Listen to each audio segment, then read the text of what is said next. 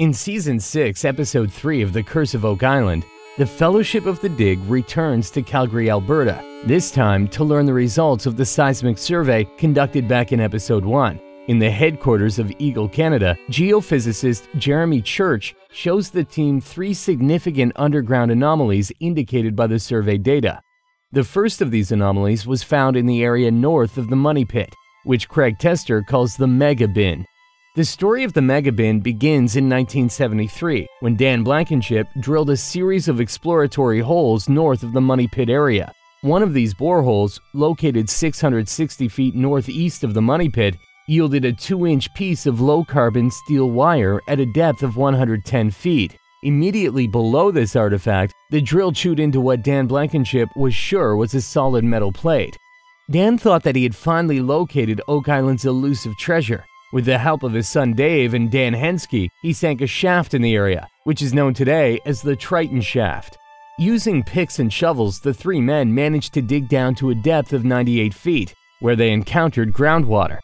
To make matters worse, all 3 of them suddenly contracted pneumonia. The treasure hunters were forced to abandon the Drayton shaft a mere 12 feet from their goal, leaving the mystery of the Mega Bin unsolved. The anomaly in the Mega Bin area indicated by the seismic survey appears to be an enormous void at the 50-foot depth, measuring 164 feet in length and 7 to 12 feet in height. The width of this void is unspecified.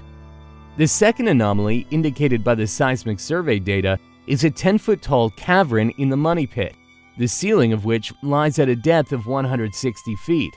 This cavern is located below searcher depth in solid limestone, suggesting that it may well constitute original workings.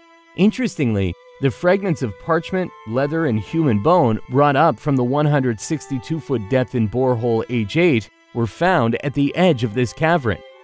The third anomaly is a long, narrow gap in the earth, which lies at a depth of 100 to 110 feet. The narrator suggests that this anomaly might be the Smith's Cove flood tunnel, a notion which appears to have some credibility at first glance.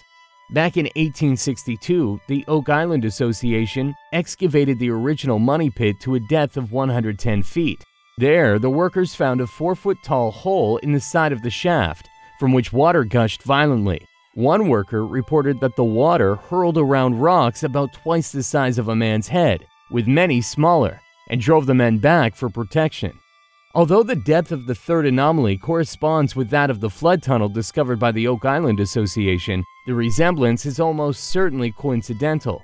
In the late 1960s, treasure hunter Robert Dunfield dug an enormous crater in the Money Pit area, which ended up being 100 feet wide by 140 feet deep. This heavy-duty excavation completely destroyed all traces of original workings in the vicinity of the Money Pit area, including the Smith's Cove flood tunnel. At the end of the episode, Jack Begley, Gary Drayton, and geophysicist Mike West discover a strange artifact on the beach of Oak Island's Lot 26. Drayton tentatively identifies this artifact as a crossbow bolt and suggests it might be a relic of the Knights Templar. Far-fetched though it may be, this theory is not untenable, as some members of the Knights Templar almost certainly owned crossbows. In fact, a 12th century document called the Latin Rule, which outlined the ideal behavior of a Templar knight, contains a number of passages which seem to indicate that a crossbow was a common item in a Templar's outfit. In spite of this, the crossbow is not a weapon that is typically associated with the Knights Templar. These crusaders were heavily armored horsemen who specialized in smashing through enemy lines at full gallop. The sword, the lance, and the mace were their weapons of choice. It may be that the Templars actually avoided using the crossbow in battle, as the medieval church considered it a cowardly contrivance better suited to a lowly peasant than a monastic knight. Although the Templar Knights may not have used crossbows with any degree of regularity, there is one appendant body of the Templar army that did.